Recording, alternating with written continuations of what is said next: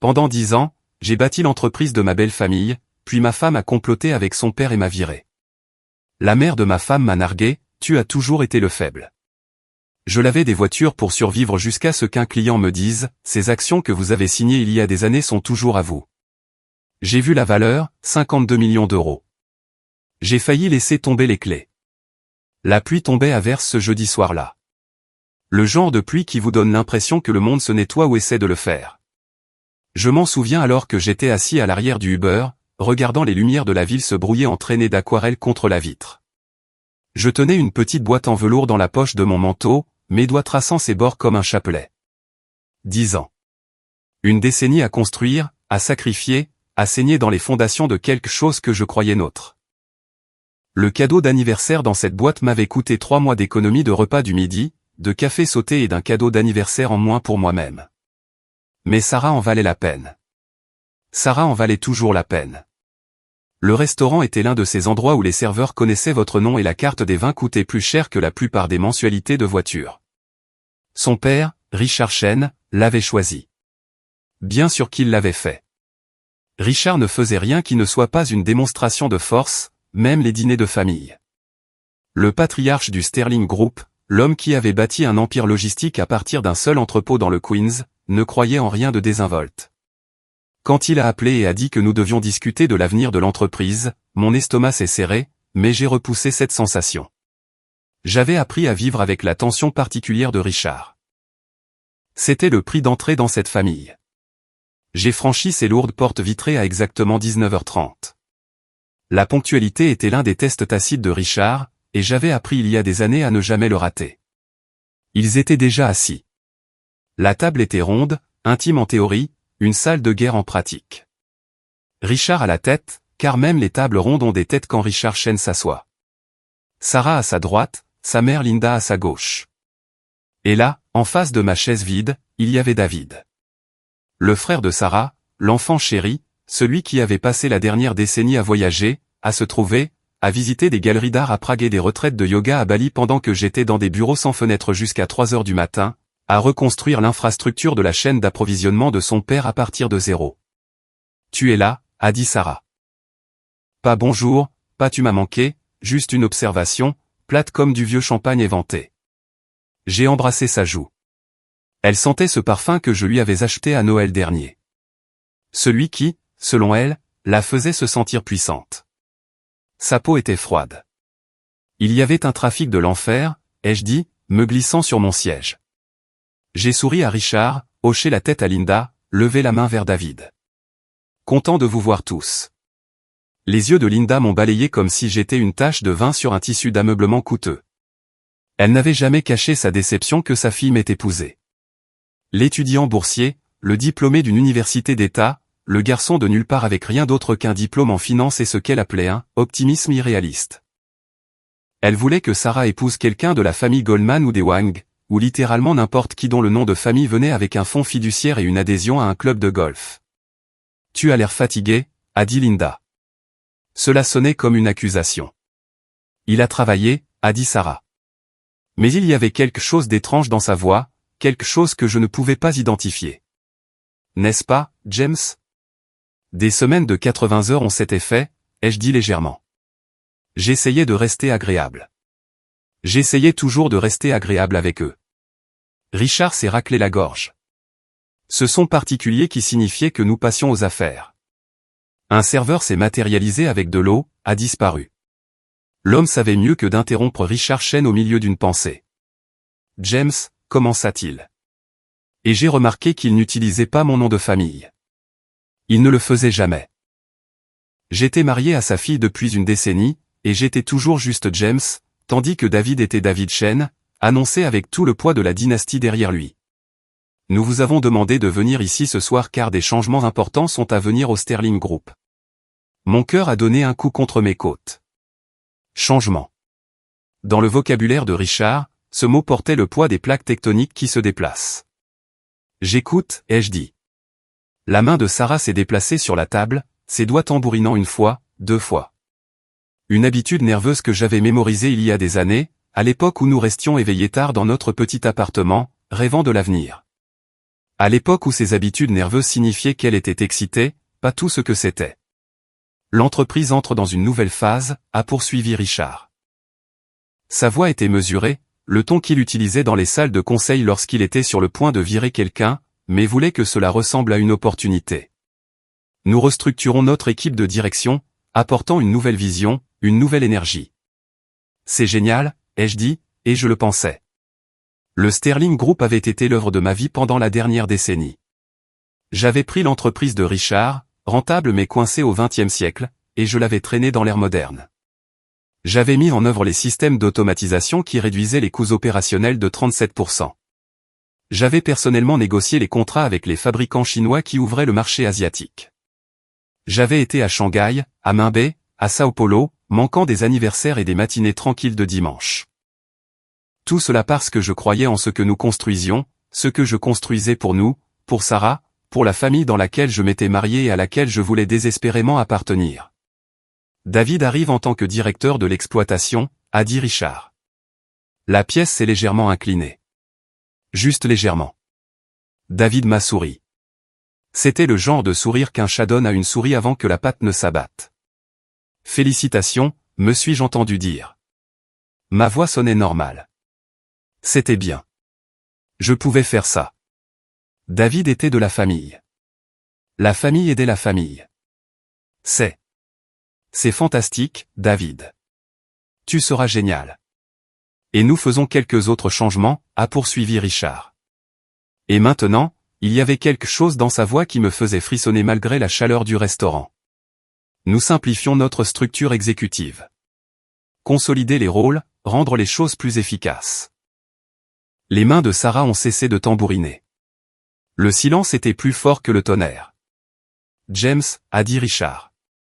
Et j'ai su à ce moment, avant que les mots ne sortent de sa bouche, j'ai su. Nous nous séparons de vous, avec effet immédiat. Le monde n'a pas explosé. Le plafond n'est pas tombé. Les autres convives continuaient de manger, de rire, de vivre leur vie pendant que la mienne était démantelée avec une précision chirurgicale à la table 7. Je suis désolé, ai-je dit, car mon cerveau ne pouvait pas traiter ce que je venais d'entendre. Quoi? Nous mettons fin à votre poste, a dit Linda, et il y avait quelque chose de presque jubilatoire dans sa voix. Nous apprécions vos contributions, bien sûr, mais l'entreprise s'oriente dans une direction différente. J'ai regardé Sarah, ma femme, ma partenaire, la femme pour qui j'avais tout construit. Elle ne voulait pas croiser mon regard. Sarah, ai-je dit, juste son prénom. Une question, un plaidoyer, une décennie de matin et de minuit compressés en 2 syllabes. C'est pour le mieux, a-t-elle dit doucement. Nous avons besoin de perspectives nouvelles. Perspectives nouvelles. Je leur avais donné le marché asiatique. Je leur avais donné l'infrastructure d'automatisation. Je leur avais donné 10 ans de ma vie. Et ils avaient besoin de perspectives nouvelles. Je ne comprends pas, ai-je dit. Et j'ai détesté à quel point ma voix était petite. Les chiffres du 4e trimestre battaient des records. Le contrat de Melbourne à lui seul. Ce n'est pas une question de performance, a interrompu Richard. Il s'agit de vision, de leadership, de famille.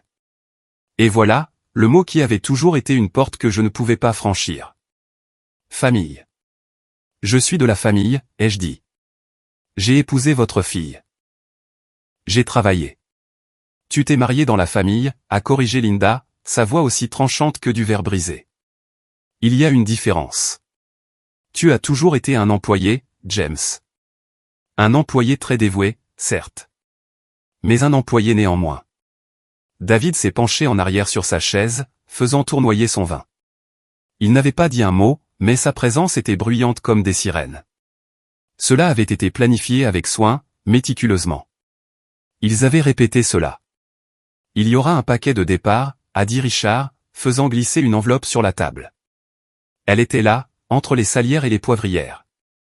Tout ce que j'avais construit réduit à du papier et des chiffres. C'est généreux, plus que généreux. 3 mois de salaire, les avantages prolongés pendant 6 mois. Nous ne sommes pas des monstres, James. J'ai fixé l'enveloppe. Je ne l'ai pas touchée. Et mes projets, ai-je demandé. L'expansion de Singapour, l'intégration logistique de l'IA. Ce sont des projets d'entreprise, a dit Sarah. Et maintenant, elle m'a regardé et ses yeux étaient de glace. Tu ne les possèdes pas. Tu ne les as jamais possédés. Quelque chose dans ma poitrine s'est fissuré. Pas mon cœur. Cela viendrait plus tard. C'était quelque chose de plus profond. Le fondement de qui je pensais être, qui je pensais que nous étions, se divisant en deux. Depuis combien de temps planifiez-vous cela, ai-je demandé. Silence. Sarah, ai-je dit. Depuis combien de temps? 6 mois, a-t-elle dit doucement. Nous en discutons depuis 6 mois. 6 mois. Pendant que j'étais à Séoul pour finaliser les contrats d'entrepôt. Pendant que je faisais des nuits blanches pour m'assurer que les bénéfices trimestriels les rendraient fiers. Pendant que j'achetais un cadeau d'anniversaire que je ne pouvais pas me permettre, elle était dans le bureau de son père, planifiant mon exécution. Je t'aimais, ai-je dit. Au passé. Les mots sont sortis avant que je ne puisse les arrêter. Linda a ri. A réellement ri. Le son était comme des verres à champagne se brisant sur du marbre. L'amour, a-t-elle dit, secouant la tête. Tu as toujours été si dramatique, James. Si émotionnel. C'était ton problème. Tu sais, dans les affaires, l'émotion est une faiblesse. Richard a vu du potentiel en toi autrefois, mais le potentiel ne suffit pas. Tu n'as jamais eu l'instinct de tueur, l'impitoyable. Tu as toujours été le faible. Le faible. Je me suis levé, la chaise a raclé le sol, trop fort dans le calme prudent du restaurant. J'ai besoin d'air, ai-je dit. Prends l'enveloppe, a dit Richard. Tu voudras revoir les termes. Ton avocat le fera. Je n'ai pas d'avocat, ai-je dit. Je reculais de la table maintenant, mes mains tremblant. Je n'en ai jamais eu besoin. Je vous faisais confiance. Je vous faisais confiance à tous. Le visage de Sarah a vacillé avec quelque chose. Culpabilité. Regret. Mais c'est parti si vite que j'aurais pu l'imaginer. James, a-t-elle commencé. Ne dis rien, ai-je dit. Ne dis rien. J'ai quitté ce restaurant sous la pluie. Et je me souviens avoir pensé qu'au moins le temps correspondait au moment. Au moins l'univers avait ce sens du drame. J'ai marché des pâtés de maison, mon téléphone vibrant dans ma poche, des SMS de Sarah probablement, ou peut-être des RH avec mes documents finaux, et je n'ai regardé aucun d'eux. J'ai fini sur un banc à Bryant Park, la pluie imbibant mon manteau, la boîte en velours toujours dans ma poche. Je l'ai sortie, je l'ai ouverte. Le collier avec nos initiales entrelacées, le design sur lequel j'avais passé des heures à travailler avec le bijoutier, captait la lumière de la rue et scintillait comme une promesse que personne n'avait l'intention de tenir. Je suis resté assis là jusqu'à ce que la pluie s'arrête, jusqu'à ce que la ville autour de moi se taise, jusqu'à ce que le froid s'infiltre si profondément dans mes os que je ne sentais plus mes doigts. Et puis je suis rentré à l'appartement que je ne pouvais plus me permettre, dans l'immeuble où le portier savait déjà que je n'y appartenais plus. Vous pouvez voir ces choses dans les yeux des gens, l'instant exact où vous cessez d'être quelqu'un qui compte. Et j'ai commencé à faire mes valises. 3 jours plus tard, je dormais sur le canapé de mon colocataire d'université Marcus dans le Queens, fixant le plafond à 4 heures du matin, me demandant comment on reconstruisait une vie quand quelqu'un vous avait pris chaque brique que vous aviez utilisée pour la construire. La réponse, j'allais la prendre, était simple. On recommence avec de l'eau et du savon et la voiture de quelqu'un d'autre. On recommence par le bas. On commence humblement et on attend que l'univers se souvienne qu'il vous doit un reçu. Le canapé sentait la vieille pizza et les rêves brisés. L'appartement de Marcus était un studio à Astoria, le genre d'endroit où le radiateur cognait comme un prisonnier essayant de s'échapper et où les disputes des voisins traversaient des murs minces comme des promesses. Je restais allongé la nuit, fixant les taches d'eau au plafond qui ressemblaient à des cartes de pays que je ne visiterais jamais, et j'essayais de me souvenir de qui j'étais. La première semaine, je n'ai pas quitté le canapé sauf pour aller aux toilettes. Marcus rentrait de son travail à la start-up technologique, une application qui promettait de révolutionner les courses ou les rencontres, ou les deux, je n'arrivais jamais à suivre et il me regardait avec ce mélange de pitié et d'inquiétude qui me donnait envie de disparaître dans les coussins. Tu dois manger, mec, disait-il, laissant des contenants de plats à emporter sur la table basse. Thaï, chinois, pizza. Tout avait le goût du carton. Sarah a appelé 17 fois les 3 premiers jours. Je le sais parce que j'ai compté. Je n'ai pas répondu. Au 4e jour, les appels se sont arrêtés. Au 7e jour, Les papiers du divorce sont arrivés par courrier. Elle avait fait préparer son avocat parce que bien sûr, elle avait un avocat, probablement un qui attendait en coulisses pendant les 6 mois où il planifiait mon meurtre professionnel tout le nécessaire. L'appartement était à elle. La voiture était à elle. L'assurance vie que nous avions souscrite ensemble, les comptes joints, le temps partagé dans le Vermont que nous avions acheté lorsque nous croyions encore au futur partagé. Tout était à elle. J'ai tout signé. Je n'avais pas la force de me battre. Et même si je l'avais eu, pourquoi me battais-je? Un mariage qui n'avait été qu'un arrangement commercial depuis le début? Une femme qui pouvait s'asseoir en face de moi au dîner et regarder son père m'exécuter sans même broncher. Tu as droit à la moitié, a dit Marcus quand il a vu les papiers. Bien communautaire. C'est New York, mec. Tu n'as pas à, je ne veux rien d'eux, ai-je dit. Et je le pensais. Prendre son argent, se battre pour l'appartement, traîner cela devant les tribunaux. Cela signifierait que je me souciais encore. Cela signifierait qu'ils avaient encore du pouvoir sur moi. Je voulais être complètement libre d'eux. Même si la liberté ressemblait à un canapé dans le Queens et à un compte en banque avec 440 € dedans. Le chèque de départ est arrivé une semaine plus tard. 70 000 €. 3 mois de salaire. 10 ans de ma vie réduits à un nombre qui ne couvrirait même pas un acompte dans la ville que je les avais aidés à conquérir. J'ai déposé le chèque et j'ai commencé à chercher du travail. C'est là que j'ai appris ce que cela signifiait d'être sur liste noire. Le monde de la finance est plus petit que vous ne le pensez. Plus serré. Un mauvais mot de la bonne personne ou de la mauvaise personne, selon votre perspective et les portes se ferment avant même que vous ne sachiez qu'elles sont là. J'ai envoyé 42 candidatures en 2 semaines. J'ai eu 3 réponses. 2 étaient des rejets automatisés. L'une était un entretien pour un poste d'analyste junior, après avoir été CO qui s'est terminé lorsque le responsable du recrutement a littéralement pris un appel téléphonique au milieu de la conversation, puis m'a dit qu'ils avaient décidé d'aller dans une direction différente. J'ai vu le nom sur l'écran de son téléphone avant qu'il ne le détourne. Richard Chen. C'est là que j'ai compris. Il ne s'agissait pas seulement de me virer. Il s'agissait de m'effacer. Marcus a essayé d'aider. Il avait des relations. Des amis dans la technologie, a-t-il dit, qui cherchaient toujours des gens avec de l'expérience en exploitation. Mais chaque piste s'est éteinte. Chaque conversation commençait de manière prometteuse et se terminait par un « nous vous recontacterons » dans le silence qui signifiait qu'il ne le ferait pas. J'ai tenu 6 semaines sur ce canapé avant de savoir que je devais faire quelque chose, n'importe quoi, sinon je disparaîtrais complètement. L'indemnité de départ fondait à vue d'œil. Loyer à Marcus, même s'il avait dit que je n'avais pas à payer. Paiement de prêts étudiants que j'avais différé mais que je ne pouvais pas différer éternellement. L'avocat en divorce que j'avais finalement engagé lorsque j'ai réalisé que l'équipe de Sarah essayait de me rendre redevable de dettes dont j'ignorais même l'existence. C'est là que j'ai vu l'annonce sur Craigslist. Préposé au lave-auto recherché. Heure flexible. Paiement journalier en espèces. J'ai fixé cette publication pendant 1 heure avant de cliquer. J'avais un MBA de Columbia. J'avais négocié des contrats à 8 chiffres. J'avais été dans des salles de conseil à Singapour et à Sydney et à Sao Paulo et pris des décisions qui affectaient des milliers d'employés, des millions d'euros. Et maintenant, je postulais pour laver des voitures. La fierté est une chose étrange. On ne sait pas combien on en a jusqu'à ce que les circonstances y plantent un couteau et commencent à sculpter. J'avais toujours pensé être humble, être quelqu'un qui venait de rien et se souvenait d'où il avait commencé. Mais assis là, remplissant cette candidature, j'ai réalisé que j'avais adhéré à leur version du succès. Je les avais laissés me faire croire que ma valeur était liée à mon titre, à mon salaire, au poids de ma carte de visite.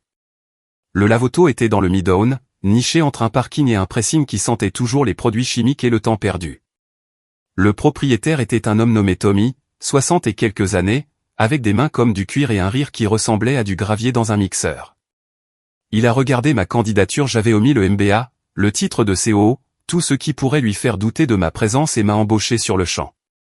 Tu commences demain, a-t-il dit. 6 heures.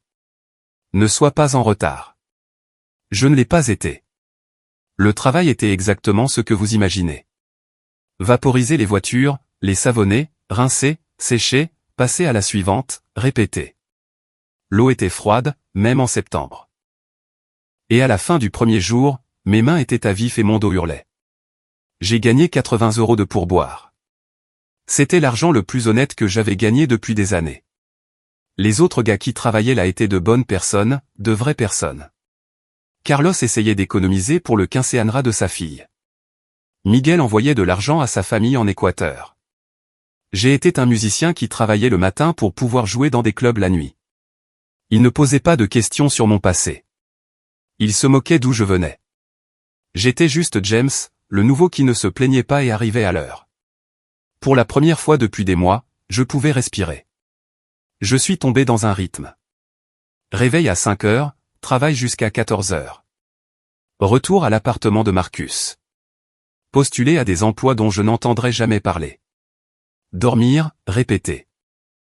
Les semaines se confondaient, chacune la même que la précédente, jusqu'à ce que je ne me souvienne plus si cela faisait 2 mois ou 3 ou 6. C'est là que Linda Chen m'a trouvé. C'était un mardi, exceptionnellement froid pour octobre. J'étais en train de finir de sécher une Mercedes noire, un type de fonds spéculatif qui ne donnait jamais de pourboire lorsqu'une voiture de ville s'est arrêtée. Le genre de voiture que Richard utilisait pour m'envoyer autrefois, à l'époque où j'avais de l'importance. À l'époque où je prétendais encore faire partie de la famille. La vitre s'est abaissée et elle était là, Linda, portant des lunettes de soleil qui coûtaient probablement plus cher que ce que je gagnais en un mois, son visage arborant une expression de dégoût soigneusement pratiquée. « Eh bien » a-t-elle dit. « C'est approprié. » J'ai continué à sécher la Mercedes. Mes mains tremblaient, mais je continuais de bouger le chiffon en petits cercles, me concentrant sur le mouvement, refusant de lui donner la satisfaction de me voir réagir. « J'ai entendu des rumeurs selon lesquelles tu travaillais ici » a-t-elle poursuivi. Je ne les croyais pas. Je pensais que même toi aurais plus de dignité que ça, mais je suppose que je t'ai surestimé. Encore. Carlos regardait de l'autre côté du terrain. Je pouvais sentir ses yeux sur moi, ses instincts protecteurs s'activant, mais j'ai secoué légèrement la tête. Ce n'était pas son combat. « Que voulez-vous, Linda » ai-je demandé doucement. « Vouloir » Elle a ri. « De toi ?»« Rien. Tu n'as rien que je veuille. Tu n'en as jamais eu. Je suis simplement ici pour récupérer ma voiture au garage d'Aix-en-Grave-Côté. Et imagine ma surprise quand je t'ai vu. Le grand James Martinez, le garçon prodige qui allait révolutionner notre entreprise. Regarde-toi maintenant. » Elle s'est penchée en avant et même si je ne pouvais pas voir ses yeux derrière ses lunettes de soleil, je pouvais sentir le mépris rayonner d'elle comme la chaleur de l'asphalte. « Tu as toujours été le faible, James » a-t-elle dit. Et sa voix était douce, presque gentille, ce qui rendait cela pire. Nous t'avons tout donné. Une position, un salaire, une place dans notre famille, et tu l'as gâché. Tu n'étais pas assez fort. Tu n'étais pas assez intelligent. Tu n'étais certainement pas assez impitoyable. Des hommes comme Richard bâtissent des empires. Des hommes comme David en héritent. Des hommes comme toi. Elle a fait un geste vers le lave-auto. Des hommes comme toi lavent nos voitures. Quelque chose en moi s'est fissuré. Pas cassé. J'étais trop fatigué pour me casser davantage. Juste fissuré. Une fissure dans ce qui restait de ma fierté. C'est tout, ai-je demandé. Elle a souri. Oui, c'est tout. Je voulais juste le voir par moi-même. Je voulais confirmer que nous avions pris la bonne décision. Et en te regardant maintenant, debout dans ta petite tenue avec ton petit vaporisateur, je peux dire avec une certitude absolue, nous l'avons fait. La vitre de la voiture de ville s'est relevée. Elle est partie. Je suis resté là longtemps, l'eau coulant du tuyau dans ma main, formant une flaque à mes pieds. « Eh, mec » a dit Carlos en s'approchant. « Ça va ?» ?»« Oui » ai-je dit. « Je vais bien. » Je n'allais pas bien. Je suis rentré chez moi ce soir-là et je me suis assis dans le noir dans l'appartement de Marcus et j'ai ressenti quelque chose en moi que je n'avais pas ressenti depuis des mois.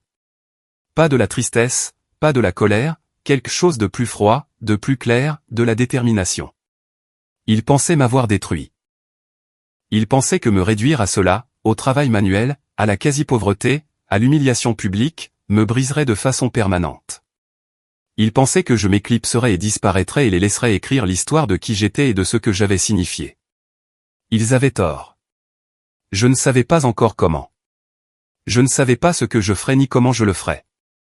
Mais assis là dans le noir, mes mains sentant toujours le savon de voiture et la défaite, je me suis fait une promesse. Je me relèverai. Pas pour la vengeance. La vengeance était salissante, émotionnelle, le genre de chose pour laquelle Linda avait raison de dire que j'étais trop faible. Non. Je me relèverai pour quelque chose de mieux. Pour la preuve. La preuve que je n'avais jamais été le faible. La preuve qu'ils avaient fait l'erreur de leur vie. Et quand j'aurai cette preuve, quand je la tiendrai dans mes mains comme une preuve dans un procès auquel ils ne savaient pas qu'ils faisaient face, je leur montrerai exactement ce qu'il en coûtait de sous-estimer quelqu'un qui n'avait plus rien à perdre. Je devais juste survivre assez longtemps pour la trouver. L'hiver est arrivé tôt cette année-là, le genre de froid qui s'infiltre dans vos os et vous fait vous demander si vous vous sentirez à nouveau au chaud. En novembre, j'étais au lavoto depuis 3 mois, et mon corps s'était adapté d'une manière inattendue. Mes mains étaient calleuses, immunisées contre l'eau froide. Mon dos avait cessé de hurler.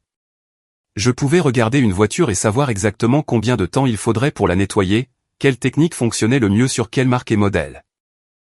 J'étais devenu un expert dans quelque chose dans lequel je ne voulais jamais être expert. Les pourboires étaient meilleurs maintenant. J'avais appris la psychologie de cela, le sourire au bon moment, l'attention supplémentaire aux roues, la manière d'engager une petite conversation sans être intrusif. Certains habitués me demandaient par mon prénom. C'était une étrange fierté d'être bon dans quelque chose d'aussi simple, d'aussi honnête. Marcus avait cessé de demander quand j'allais trouver un « vrai » travail. Je pense qu'il avait réalisé, quelque part autour du 2e mois, que c'était un vrai travail. Peut-être le travail le plus réel que j'ai jamais fait. Pas de politique, pas de coups de poignard dans le dos, pas de prétention, juste de l'eau, du savon, de l'huile de coude et la satisfaction tranquille de quelque chose de propre qui ne l'était pas auparavant. Mais la nuit, seul sur ce canapé, je ressentais toujours le poids de ce que j'avais perdu. Pas l'argent, pas le titre. Ces choses semblaient de plus en plus insignifiantes avec la distance. Ce qui me hantait, c'était la croyance. La croyance naïve et stupide que le travail acharné comptait, que la loyauté comptait, que si vous donniez tout aux gens que vous aimiez, ils verraient votre valeur. J'avais été un tel imbécile. C'était un mercredi matin, gris et menaçant de neige, lorsque l'Audi noir s'est arrêté. Q7, peut-être 2 ans, immaculé, sauf pour le sel de voirie, le genre de voiture qui disait l'argent sans le crier. J'ai pris mon vaporisateur et mon seau et je me suis approché. La vitre du conducteur s'est abaissée et un homme d'une 60aine d'années m'a regardé.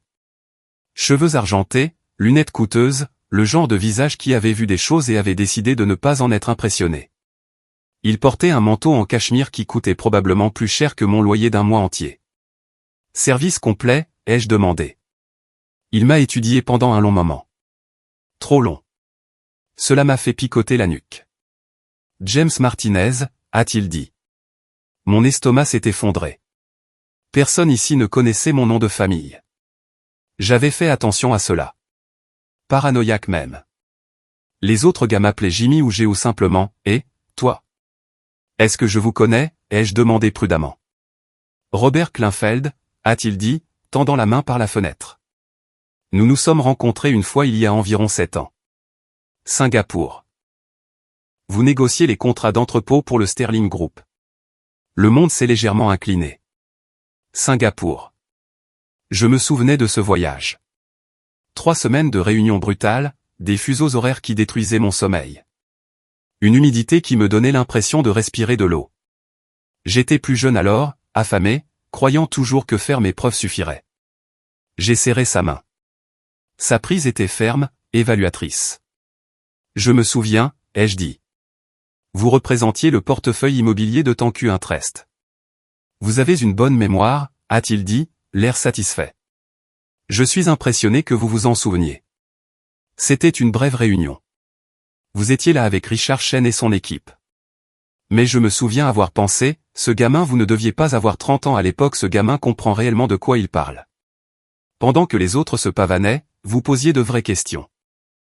Des questions intelligentes. Je ne savais pas quoi dire à cela. Les compliments étaient comme des pièges. Et maintenant? A-t-il demandé, et il n'y avait aucun jugement dans la question. Juste une curiosité authentique. Je travaille pour vivre, ai-je dit simplement. J'ai entendu des rumeurs, a-t-il dit. Le monde de la finance parle. J'ai entendu dire que vous aviez été renvoyé de Sterling. J'ai entendu dire que c'était soudain. J'ai entendu. Il a marqué une pause, choisissant ses mots avec soin. J'ai entendu que ce n'était pas une question de performance. Ça ne l'était pas, ai-je dit. Il a hoché la tête lentement. Affaire de famille. Quelque chose comme ça. Ce sont les pires, a-t-il dit. Je l'ai vu 100 fois. Des gens talentueux mâchés parce qu'ils ne sont pas nés avec le bon nom de famille. C'est du gaspillage. Cruel, souvent. J'ai commencé à vaporiser sa voiture, ayant besoin de faire quelque chose de mes mains. Il ne semblait pas dérangé que la conversation se poursuive pendant que je travaillais. Vous avez construit une grande partie de ce qui a fait le succès de Sterling en Asie, a-t-il poursuivi. L'infrastructure logistique, les relations avec les fournisseurs, les systèmes d'automatisation. J'ai gardé un œil dessus. J'aime savoir qui sont les vrais acteurs, pas seulement les noms sur l'entête. Vous avez fait du bon travail, Martinez. Vraiment du bon travail. Merci, ai-je dit. Les mots me semblaient étranges dans la bouche. Je n'étais plus habitué à la reconnaissance professionnelle. J'étais habitué au « bon travail » de Tommy quand je détaillais une voiture particulièrement difficile, ou au point cogné de Carlos quand nous finissions un rush chargé. Quels sont vos projets, a demandé Kleinfeld. Des projets? J'ai failli rire. Pour l'instant, passez à travers aujourd'hui. Peut-être demain. C'est tout. Je l'ai regardé directement. Monsieur Kleinfeld, j'apprécie ce que c'est, quoi que ce soit. Vraiment. Mais si vous êtes ici pour m'offrir une sorte de travail de pitié, ou si vous voulez que je me sente mal dans ma peau, ou si c'est. Je suis ici parce que j'ai besoin que ma voiture soit lavée, a-t-il interrompu. Et parce que je ne crois pas aux coïncidences. Quand je vous ai reconnu debout ici à laver des voitures, j'ai pensé, soit cet homme a complètement abandonné, soit il fait ce qu'il doit faire pour survivre. Et les hommes qui survivent m'intéressent. Je n'ai pas répondu. J'ai continué à travailler, passant à la roue, frottant le sel et la crasse. Vous souvenez-vous des documents que vous avez signés lorsque vous avez commencé chez Sterling, a-t-il demandé soudainement. La question était si aléatoire que cela m'a fait m'arrêter. Le contrat de travail, ai-je demandé. Avant cela. Au tout début, lorsque Richard vous a embauché pour la première fois. J'ai repensé. Cela ressemblait à une autre vie. J'avais 26 ans, tout juste sorti de Columbia, noyé sous les dettes étudiantes et désespéré de faire mes preuves. Richard m'avait fait une offre, salaire décent, incitation en action, la promesse de bâtir quelque chose de significatif. Il y avait un accord d'action, ai-je dit lentement. Une participation minoritaire au capital, 0,3%. C'était symbolique plus qu'autre chose. Richard a dit que c'était pour me faire sentir investi dans le succès de l'entreprise. Kleinfeld a souri. 0,3% pour être exact. Je le sais parce que j'ai examiné la structure d'entreprise de Sterling l'année dernière lorsqu'ils exploraient des coentreprises avec l'une de mes holdings. Cet accord, l'avez-vous racheté? Avez-vous signé quelque chose mettant fin à cette position au capital? J'ai essayé de me souvenir de 10 ans de paperasse, des centaines de documents signés dans des centaines de bureaux. L'accord de départ avait été exhaustif, couvrant tout, de la propriété intellectuelle aux clauses de non-concurrence en passant par la confidentialité. Mais le capital? Je ne crois pas, ai-je dit. Ils ne l'ont jamais mentionné. Les papiers de départ ne l'ont pas vérifié, a dit Kleinfeld. Vérifiez très attentivement. Parce que si cette participation au capital existe toujours, et s'ils ne l'ont pas correctement résilié dans le cadre de votre départ, vous pourriez posséder plus de cette entreprise que vous ne le pensez. Mes mains avaient cessé de bouger. Le vaporisateur pendait lâchement à mes côtés. Pourquoi cela importerait-il, ai-je demandé. 0,3% de Sterling, ce n'est rien. Même avec la croissance, c'est 0,3% du Sterling Group avant l'expansion asiatique, a-t-il corrigé. Avant la mise en œuvre de l'automatisation, avant les 3 acquisitions qu'ils ont réalisées au cours des 8 derniers mois, avant que l'accord de Melbourne que vous avez négocié ne se concrétise et n'ajoute 2 milliards d'euros à la valorisation. Le chiffre planait dans l'air entre nous comme de la fumée. Ils ont été en croissance, a-t-il poursuivi, de manière agressive. L'entreprise que vous avez aidé à construire vaut exponentiellement plus qu'elle ne l'était lorsque vous avez signé cet accord. Et si ce capital existe toujours, s'ils l'ont oublié, ou ont supposé que vous ne vérifieriez jamais, ou n'ont simplement pas pris la peine de le nettoyer. Il a marqué une pause. Eh bien, disons simplement que 0,3% de 17,5 milliards d'euros, c'est plus que rien. Je ne pouvais pas respirer, pas penser.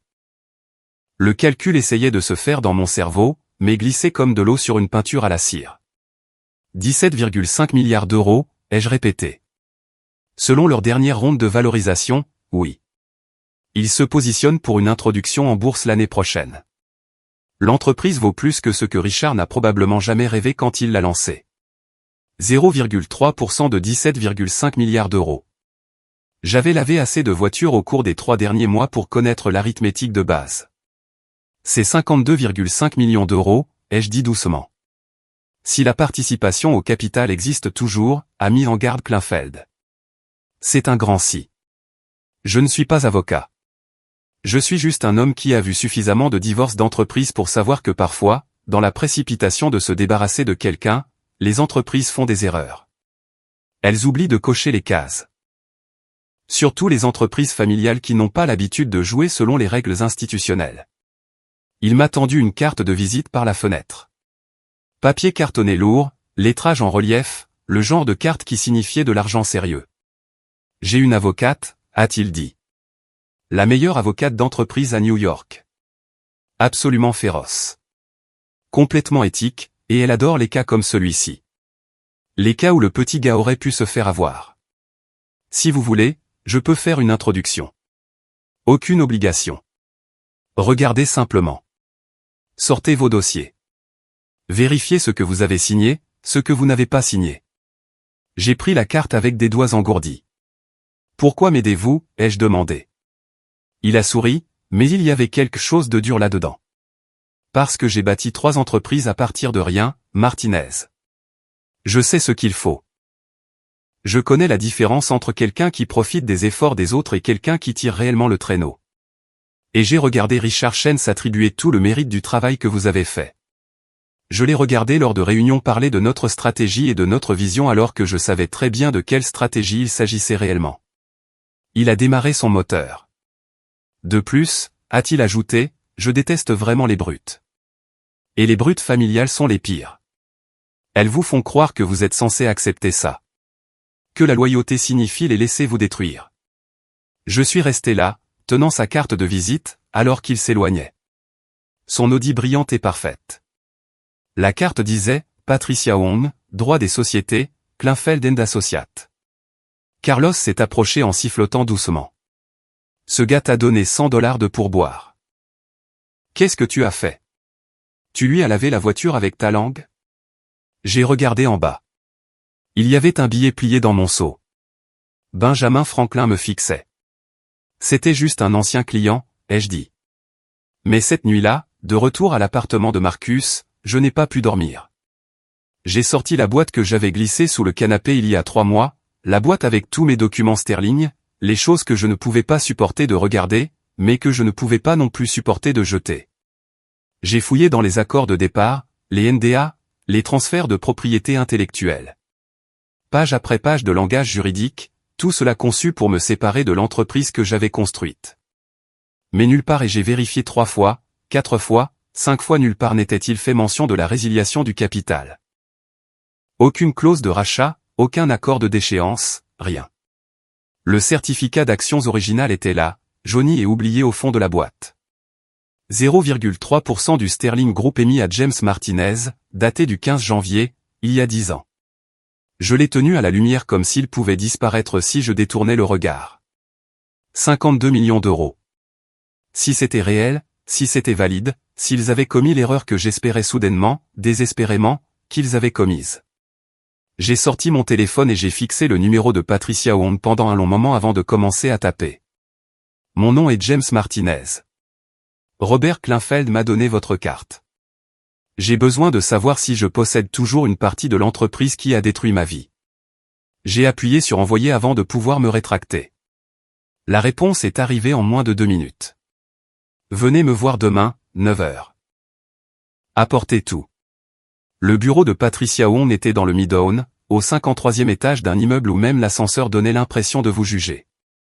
Je me tenais dans le hall à 8h45, portant le seul costume que je possédais encore, celui que j'avais porté lors de ma dernière journée chez Sterling, maintenant légèrement trop grand parce que j'avais perdu du poids à laver des voitures et à manger des ramen. Mes chaussures étaient éraflées. Ma cravate venait de JC Penney. J'avais l'air exactement de ce que j'étais, un homme qui appartenait autrefois à des endroits comme celui-ci et qui n'y appartenait plus. La réceptionniste était polie de cette manière tranchante que les cabinets coûteux enseignent à leur personnel. Sourire avec la bouche. Évaluer avec les yeux. Faire savoir aux gens qu'ils sont mesurés. Monsieur Martinez, a-t-elle dit. Mademoiselle Wong vous attend. Salle de conférence 3. La salle de conférence avait des fenêtres allant du sol au plafond donnant sur la ville. Le genre de vue qui vous rappelait à quel point vous étiez petit et à quel point le jeu était grand. Patricia Wong était déjà là, debout à la fenêtre, le dos tourné, parlant au téléphone en cantonais rapide. Elle était plus petite que je ne l'avais imaginé, peut-être 1,60 m, portant un tailleur noir qui coûtait probablement plus cher que ce que j'avais gagné le mois dernier. Ses cheveux étaient tirés en un chignon sévère et quand elle s'est retournée, ses yeux étaient la chose la plus tranchante que j'ai jamais vue. Je vous rappelle, a-t-elle dit au téléphone, puis à moi. Asseyez-vous. Je me suis assis. Elle n'a pas perdu de temps en plaisanterie. Robert dit que vous pourriez avoir une participation au capital dans une entreprise qui vous a viré. Le Sterling Group, logistique et chaîne d'approvisionnement, le bébé de Richard Chen. C'est exact? Oui, ai-je dit. Et vous avez apporté la documentation. J'ai fait glisser le dossier sur la table. Tout ce que j'avais trouvé la nuit dernière. Le certificat d'action original, le contrat de travail, l'accord de départ. Toute ma vie professionnelle réduite à 37 pages. Elle a mis des lunettes de lecture et a commencé à parcourir le tout avec la concentration d'un chirurgien examinant des radiographies. Elle n'a pas parlé pendant 10 minutes, se contentant de lire, prenant occasionnellement des notes sur un bloc-notes juridique avec un stylo plume qui semblait coûter plus cher que mon loyer. Finalement, elle a levé les yeux. C'est intéressant, a-t-elle dit. Intéressant bon ou intéressant mauvais? Intéressant comme regarder un homme tomber d'un immeuble au ralenti. Vous ne savez pas s'il va toucher le sol ou s'il y a un miracle qui l'attend. Elle a tapoté le certificat d'action. Ceci est légitime. Correctement exécuté. Déposé auprès du secrétaire d'État de New York. Participation au capital de 0,3% émise le 15 janvier, il y a 10 ans. Aucune expiration, aucune clause de rachat, aucun langage de déchéance. C'est propre. Mon cœur tambourinait. Et l'accord de départ n'en fait pas mention, pas une seule fois. Ils ont couvert la propriété intellectuelle, la non-concurrence, la confidentialité, les secrets commerciaux, l'emploi futur, le comportement sur les réseaux sociaux. Ils ont été très méticuleux sur tout, sauf la seule chose qui compte réellement. Elle a souri, et c'était le sourire d'un prédateur qui venait de repérer une proie blessée. Ils ont oublié votre participation. Comment est-ce possible? Ai-je demandé. Ils avaient des avocats, de bons avocats. C'est une entreprise d'1 milliard de dollars. Les entreprises familiales font des erreurs d'entreprise familiale, a-t-elle dit. Elles fonctionnent sur des hypothèses, des relations, des accords informels. Richard Chen a probablement considéré cette participation au capital comme un geste, quelque chose de symbolique qu'il vous a donné lorsque vous étiez jeune et reconnaissant. Il a probablement oublié que cela existait. Ou il a supposé que c'était si petit que cela n'avait pas d'importance.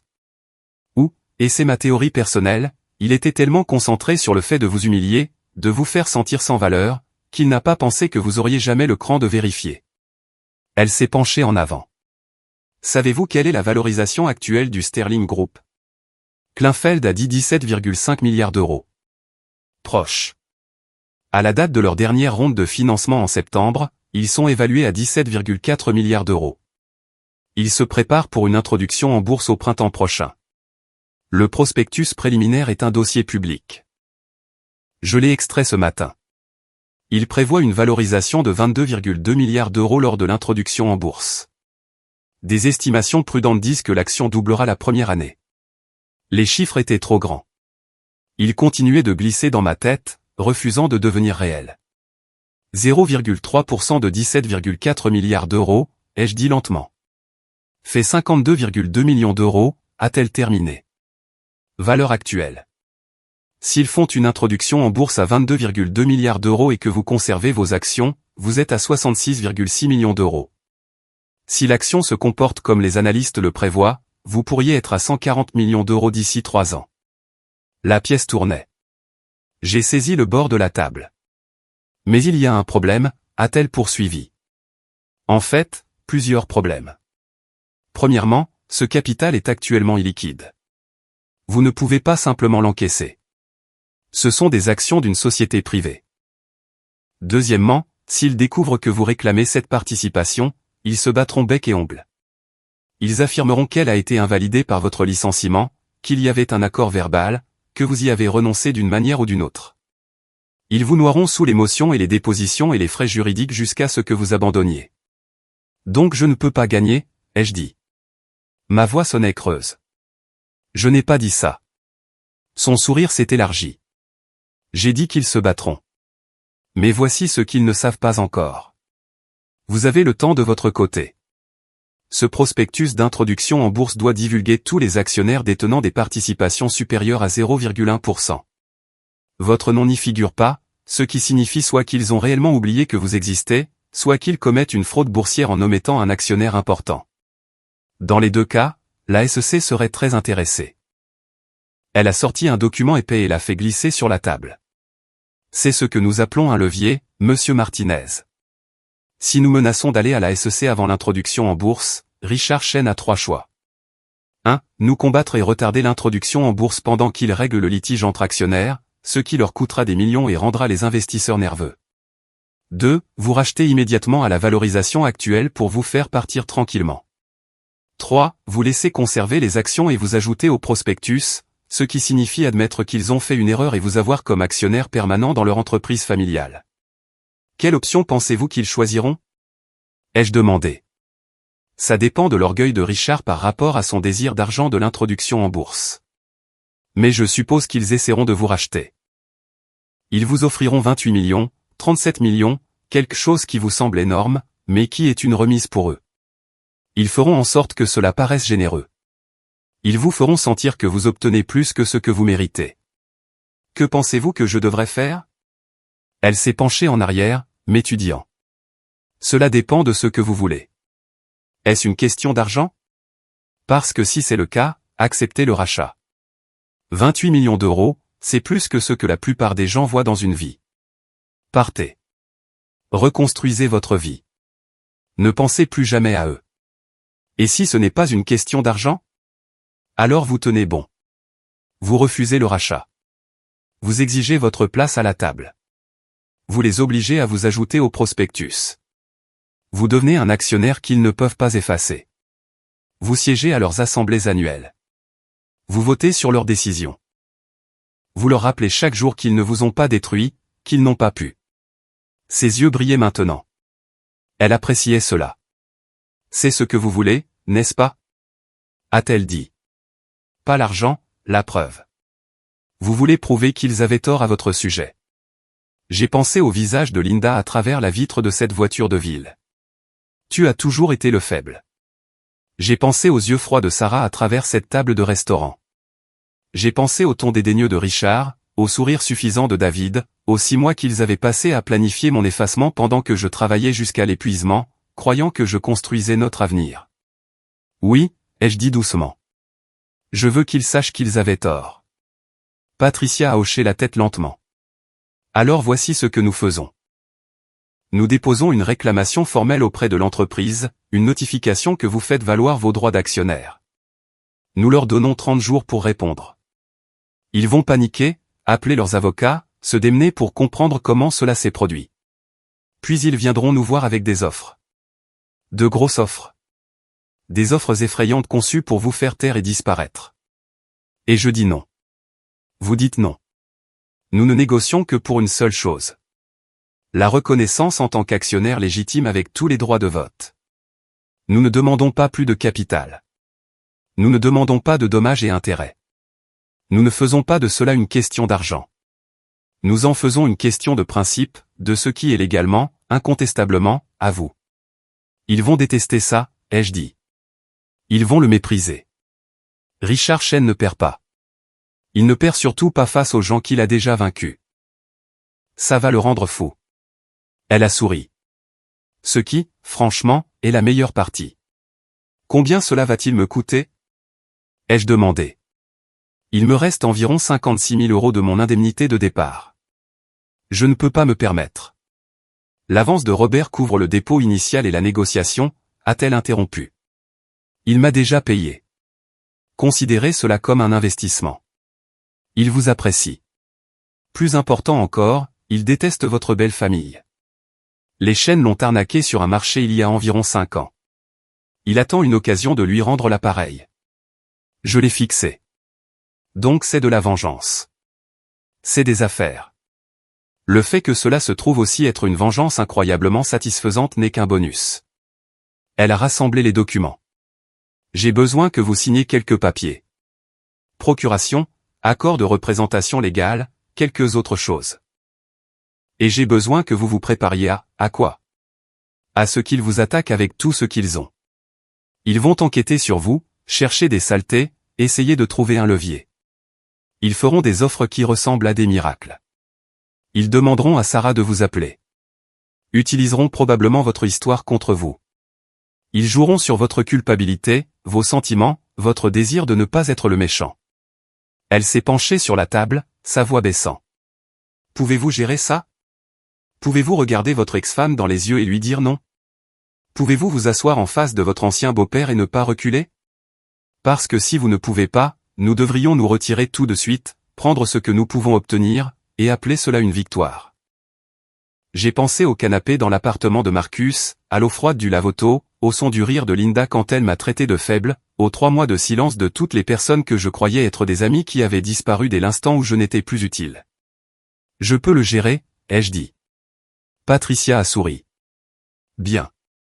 Parce que honnêtement, c'est le moment le plus amusant que j'ai eu depuis des années. Les entreprises familiales se croient intouchables. Elles pensent que la loyauté et la tradition comptent plus que les contrats et la loi. J'adore leur prouver le contraire. Elle s'est levée, m'a tendu la main. Bienvenue dans le combat de votre vie, monsieur Martinez. Essayez de ne pas les laisser vous voir transpirer. J'ai serré sa main. Sa poigne était de fer. Encore une chose, a-t-elle dit alors que je partais. Ne parlez de ça à personne. Ni à votre colocataire, ni à vos collègues, ni à personne. Quand nous déposerons la réclamation, cela doit être une surprise. L'élément de choc fait partie de notre levier. Combien de temps avant que nous déposions? J'aurai tout prêt d'ici vendredi. Nous les signifierons lundi matin prochain. Lundi après-midi, votre vie va devenir très intéressante. J'ai quitté cet immeuble de bureau pour affronter le froid de novembre. Et pour la première fois depuis des mois, j'ai ressenti quelque chose d'autre que l'engourdissement. Je me suis senti dangereux. Je suis allé au lave-auto cet après-midi-là et j'ai fait mon quart. J'ai vaporisé des Benz, des Beamer et des Tesla. J'ai souri aux clients, j'ai collecté des pourboires. Carlos m'a demandé si j'allais bien. J'ai dû avoir l'air différent d'une manière ou d'une autre. J'ai dû me comporter différemment. Oui, ai-je dit. Je vais bien. Cette nuit-là sur le canapé de Marcus, j'ai sorti mon téléphone et j'ai regardé les photos que j'avais évitées pendant des mois. Des photos de Sarah et moi. Notre jour de mariage. Des vacances. Des matins tranquilles de dimanche. Tous ces moments que je pensais réels. J'ai tout supprimé. Pas par colère, par clarté. Elle était le passé. Les chaînes étaient le passé. Ce qui venait ensuite était l'avenir. Et l'avenir, je commençais à le réaliser, appartenait aux gens qui refusaient de rester à terre. Le week-end avant que Patricia ne dépose la réclamation a ressemblé à l'attente d'une exécution. La mienne ou la leur, je n'étais pas encore sûr. J'ai travaillé mes quarts au lave-auto, j'ai fait les gestes, mais mon esprit était ailleurs, jouant des scénarios, imaginant le visage de Richard lorsqu'il recevrait la notification, me demandant si Sarah appellerait, ce qu'elle dirait, si une partie d'elle se sentirait coupable. Marcus l'a remarqué samedi soir.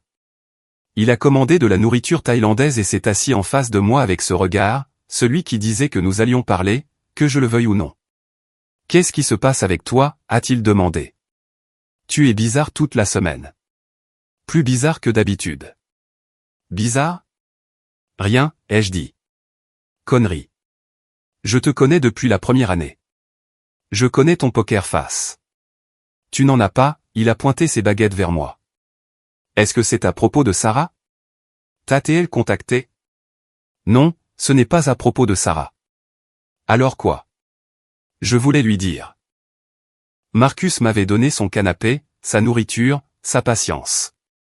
Il m'avait regardé m'effondrer et ne m'avait pas jugé pour cela. Mais l'avertissement de Patricia résonnait. Ne le dis à personne. L'élément de surprise est notre levier. J'ai peut-être des problèmes juridiques, ai-je dit prudemment. Avec Sterling. À propos de mon indemnité de départ. Problème juridique bon ou problème juridique mauvais?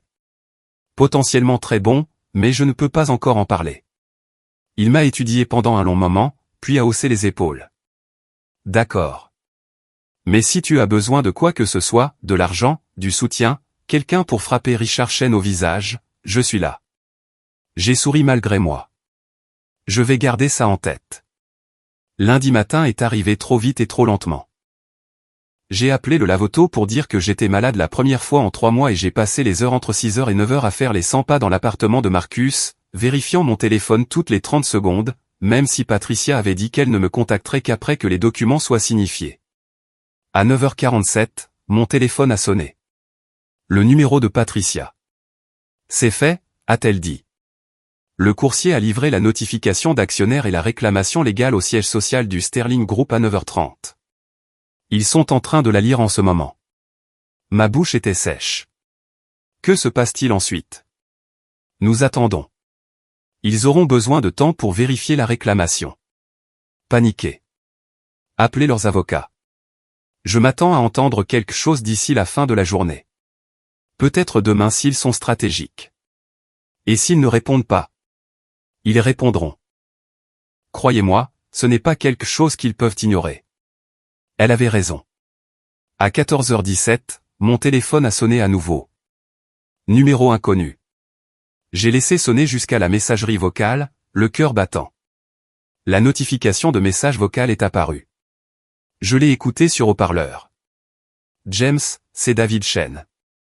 Sa voix était serrée, contrôlée, mais je pouvais entendre la fureur en dessous. Nous devons parler. Rappelez-moi immédiatement. C'est absurde. Quel que soit le jeu auquel vous jouez, il doit s'arrêter. Appelez-moi. J'ai transféré le message vocal à Patricia sans répondre. À 15h45, un autre appel. Richard Chen.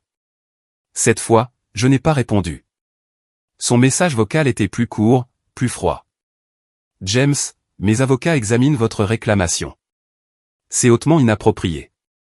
Nous vous avons traité équitablement, plus qu'équitablement. J'attends de vos nouvelles ou de celles de votre avocat d'ici la fin de la journée de demain. À 17h30, l'appel que je redoutais. Sarah. J'ai fixé son nom sur mon écran pendant les 6 sonneries avant que ça ne passe à la messagerie vocale. Sa voix, lorsqu'elle a retenti, semblait fatiguée, vaincue, presque humaine. James, c'est moi. Je sais que tu ne veux probablement pas me parler. Je comprends, mais s'il te plaît, peux-tu me rappeler? Ce truc avec les actions, nous devons en discuter. Mon père est en train de perdre la tête. David menace de te traîner en justice jusqu'à l'oubli. C'est le chaos ici. Une pause. S'il te plaît, rappelle-moi. Trouvons une solution comme des adultes. Comme des adultes. Comme si nous n'avions pas été des adultes lorsqu'ils avaient planifié mon licenciement pendant 6 mois. Comme si nous n'avions pas été des adultes lorsqu'ils m'avaient humilié dans ce restaurant. Comme si nous n'avions pas été des adultes lorsqu'elle avait envoyé les papiers du divorce pendant que je dormais sur un canapé dans le Queens. J'ai supprimé le message vocal. Patricia a appelé à 18h. J'ai reçu 3 appels de l'équipe juridique de Sterling. Ils veulent se rencontrer demain si possible. Ils proposent de me faire venir à leur bureau. Qu'avez-vous dit? J'ai dit que nous nous rencontrerions à mon bureau jeudi à 14h, et qu'ils pouvaient amener qui ils voulaient. Ils n'ont pas aimé, mais ils ont accepté. Ils ont peur, James. Vraiment peur. Pourquoi jeudi? Pourquoi pas demain? Parce que le désespoir est une courbe. Demain, ils seraient en colère. D'ici jeudi, ils seront terrifiés. La date limite de l'introduction en bourse est réelle. Chaque jour que cela traîne leur coûte de l'influence auprès des investisseurs. Nous les voulons effrayés, pas en colère. Mardi a été plus calme. Seulement 2 appels. Un d'un numéro que je ne reconnaissais pas, probablement un autre avocat de Sterling, un autre de David. J'ai ignoré les 2. Je suis retourné au lave-auto. J'avais besoin de la normalité, de la physique simple de l'eau, du savon et de l'éclat. Tommy m'a pris à part pendant la pause déjeuner. Ça va, Jimmy? Tu as l'air distrait. Juste des trucs personnels, ai-je dit. Ça passera. Tu as besoin de temps libre. J'ai secoué la tête. Le travail aide. Ça me garde concentré. Il a hoché la tête, satisfait. Tommy était comme ça. Il se souciait, mais il ne s'immisçait pas. Mercredi, les appels se sont arrêtés. Le silence était pire que le bruit. Je vérifiais mon téléphone, me demandant si j'avais manqué quelque chose de crucial. S'ils avaient trouvé un moyen de contourner la réclamation, si tout cela allait s'évaporer comme tous les autres espoirs que j'avais eus au cours des 6 derniers mois. Patricia a envoyé un SMS à midi. Le silence radio est normal. Ils élaborent leur stratégie, préparent leur offre. À demain. Cette nuit-là, je n'ai pas pu dormir. J'étais allongé sur le canapé de Marcus, regardant les ombres se déplacer sur le plafond, et je pensais à toutes les façons dont cela pouvait mal tourner. Il trouverait une faille. Il prouverait que le capital était invalide. Il m'offrirait de l'argent et je serais assez faible pour le prendre parce que 28 millions d'euros restaient 28 millions d'euros. Et qui étais-je pour plaisanter? Je n'étais pas assez fort pour ce combat. Tu as toujours été le faible. Je me suis levé à 4 heures du matin et je suis allé marcher. La ville était calme. Ce calme étrange d'avant l'aube, même à New York, quand on prend son souffle. J'ai fini à l'East River, regardant l'eau capter les premières lueurs du lever du soleil. Et je me suis forcé à me souvenir. Je me suis souvenu d'avoir eu 26 ans, assis dans le bureau de Richard, lui me disant que j'avais du potentiel, me disant que je pouvais faire partie de quelque chose de plus grand que moi. Je me suis souvenu de l'avoir cru. Je me suis souvenu de 10 ans de l'avoir cru. Je me suis souvenu de la nuit où j'ai demandé Sarah en mariage. Comment elle avait pleuré et dit oui et m'avait dit qu'elle ne pouvait pas imaginer sa vie sans moi. Comment nous étions restés éveillés jusqu'à l'aube à faire des plans, à rêver de rêves qui semblaient si solides que j'aurais pu en construire une maison. Je me suis souvenu du premier accord majeur que j'avais conclu pour Sterling, le centre de distribution de Shanghai. Comment j'avais appelé Richard depuis l'aéroport, épuisé et triomphant, et il avait dit, je savais que tu pouvais le faire, fils. Fils. Le mot que j'avais voulu entendre de mon propre père, qui était mort quand j'avais 12 ans et ne m'avait jamais vu devenir quoi que ce soit. Je me suis souvenu de tout cela. Je me suis laissé ressentir le poids de cela. Et puis j'ai lâché prise. Pas avec colère, ni avec pardon d'ailleurs. Juste une libération. Comme ouvrir la main et regarder quelque chose tomber que vous teniez trop fort depuis trop longtemps. Il n'avait plus le droit de me définir. Ni qui j'étais, ni qui j'avais été, ni qui j'allais devenir. Je suis retourné à l'appartement, j'ai pris une douche, j'ai mis mon costume de JC. Peiné et je me suis dirigé vers le bureau de Patricia. Elle était déjà dans la salle de conférence quand je suis arrivé à 13h30, examinant des documents avec 2 associés que je n'avais pas rencontrés auparavant. James, a-t-elle dit, levant les yeux. Bien. Nous sommes presque prêts. Ils seront là à 14h. Il y aura Richard, David, leur avocat principal, et probablement un de leurs avocats externes. Les gros canons. Ils veulent t'intimider. Cela va-t-il marcher? Elle a souri. Sur eux ou sur vous? À précisément 14h, la réceptionniste les a fait entrer. Je m'étais préparé à ce moment, j'avais pratiqué à rester calme, mais rien ne m'avait préparé à les revoir. Richard dans son costume à 1000 €, se portant toujours comme un homme qui n'avait jamais entendu le mot non. David à côté de lui, tout en arrogance de nanti et nom de famille. Leurs avocats, 2 hommes en costume bleu marine assortis qui semblaient avoir été cultivés dans le même laboratoire d'entreprise. Et puis derrière eux, Sarah. Elle n'était pas censée être là. C'était une réunion juridique, une négociation commerciale. Mais elle était là, portant cette robe bleue que j'avais toujours aimée, ses yeux trouvant les miens à travers la table et les retenant. « James, » a dit Richard, sans s'asseoir. « C'est inutile. » Monsieur Chen, a interrompu Patricia en douceur. « Veuillez vous asseoir. Nous avons beaucoup à discuter. » Ils se sont assis. Les avocats ont immédiatement commencé à sortir des documents, des tablettes, tout un arsenal d'armement juridique. Patricia a juste souri et a joint ses mains sur la table. « Je vais faire simple, » a dit Richard, la voix serrée. Cet accord d'action était une courtoisie, un geste. Il n'a jamais été destiné à être ça. Vous avez quitté l'entreprise. Vous avez pris une indemnité de départ généreuse. Cette réclamation est futile et franchement insultante. La réclamation est légalement valide, a dit Patricia. Le capital n'a jamais été résilié. Votre accord de départ n'en fait pas mention. Votre lettre de licenciement n'en fait pas mention. Il n'y a aucun document nulle part qui invalide la participation de Monsieur Martinez. Vous avez commis une erreur, Monsieur Chen. Cela arrive. Nous sommes prêts à offrir un règlement, a dit l'un des avocats. 18,5 millions d'euros. Libération complète de toutes les réclamations, accord de confidentialité. Monsieur Martinez peut partir et reconstruire sa vie. 18,5 millions d'euros. Le chiffre planait dans l'air comme un parachute doré. Il y a 6 mois, il y a une semaine, peut-être même hier, j'aurais pu le prendre. Non, ai-je dit. Les yeux de Sarah se sont écarquillés, la mâchoire de Richard s'est serrée. Excusez-moi, a dit David. Vous lavez des voitures pour un salaire minimum et vous refusez 18,5 millions d'euros. Je refuse 18,5 millions d'euros, ai-je confirmé. Alors vous êtes un idiot, a dit David. David, a dit Sarah doucement. Arrête. 23 millions d'euros, a dit Richard. Dernière offre. Acceptez-la ou nous vous enterrons sous les litiges. Nous avons des ressources que vous ne pouvez pas imaginer. Nous nous battrons pendant des années, des décennies. Vous dépenserez chaque centime que vous avez et vous perdrez quand même. Patricia s'est penchée en avant. Monsieur Chen, laissez-moi être très clair. Mon client n'est pas intéressé par un rachat. Pas à 18,5 millions d'euros, pas à 46 millions d'euros, pas à n'importe quel chiffre. Il veut ce qui est légalement à lui, la reconnaissance en tant qu'actionnaire avec tous les droits de vote. C'est tout. Ce n'est pas acceptable, a dit Richard.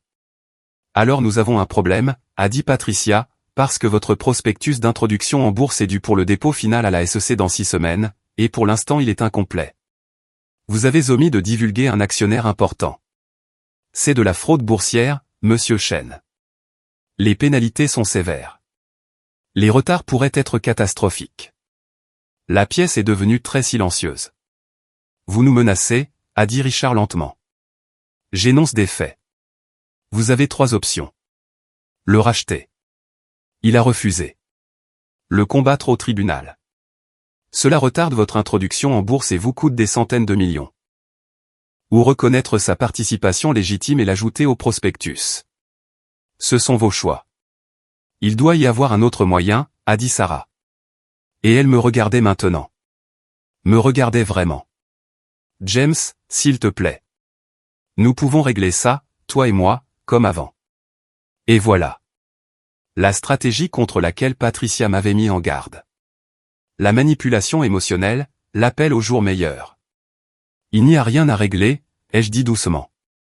Je possède 0,3% du Sterling Group. Je le possède depuis 10 ans. Je n'y renoncerai pas. Je ne le vendrai pas. Je garde ce qui est à moi. Après tout ce que nous t'avons donné, commença Richard. Vous ne m'avez rien donné, ai-je dit, et ma voix était stable, calme, la plus calme que j'avais ressentie depuis des mois. J'ai tout gagné. Chaque contrat, chaque accord, chaque innovation. J'ai construit votre expansion asiatique. J'ai conçu vos systèmes d'automatisation. Je vous ai fait gagner des milliards. Et vous m'avez viré au dîner comme si je n'étais rien. Tu étais de la famille, a dit Sarah, et sa voix s'est brisée. Je n'ai jamais été de la famille. Votre mère l'a très bien dit. Richard s'est levé. Nous avons terminé ici. Vous voulez la guerre, James? Vous l'aurez. Monsieur Chen, a dit Patricia, sans se lever. La loi est très simple. Il possède les actions. Vous ne pouvez pas effacer cela. Vous pouvez vous battre, gaspiller le temps et l'argent de tout le monde, mais le résultat est inévitable. Ou vous pouvez être intelligent. Ajoutez-le au prospectus. Laissez-le conserver ses 0,3%. Restez silencieux. Il votera ses actions en bloc avec les vôtres. Il est prêt à accepter cela. Vous obtenez votre introduction en bourse. Il obtient sa dignité. Tout le monde s'en va. Richard l'a fixé, puis m'a regardé. Je l'ai regardé calculer, j'ai vu l'instant précis où il a réalisé qu'il avait perdu. J'ai besoin de temps, a-t-il dit finalement. Vous avez jusqu'à lundi, a dit Patricia. Après ça, nous déposons une plainte auprès de la SEC. Ils sont partis, tous. Sarah s'attardant juste un instant à la porte, regardant en arrière comme si elle voulait dire quelque chose, mais elle ne l'a pas fait. La porte s'est fermée. Patricia s'est tournée vers moi, souriant largement. Eh bien, ça s'est mieux passé que prévu. Je tremblais. Adrénaline, peur, soulagement, tout à la fois. Avons-nous gagné, ai-je demandé. Pas encore, mais nous sommes proches. Très proches. Mon téléphone a vibré. SMS d'un numéro inconnu. Nous devons parler en privé. Juste toi et moi. S'il te plaît. Sarah. J'ai montré à Patricia. Elle a haussé un sourcil. C'est votre décision, a-t-elle dit. Mais soyez prudent. Soit elle est sincèrement désolée, soit elle tente une dernière manœuvre. J'ai fixé le message pendant un long moment. Puis j'ai éteint mon téléphone.